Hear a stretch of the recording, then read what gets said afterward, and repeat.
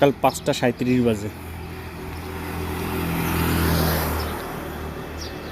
ফজরের নামাজের পর ভোরবেলা হাঁটা শুরু করেছি। জানি না কত দূর হাঁটতে পারবো, তো আজকে অনেকটা পথ হাঁটবো।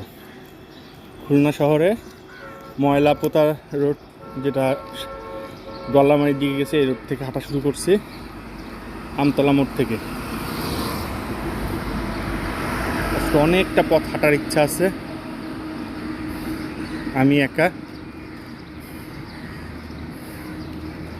রাস্তাটা ফাঁকা।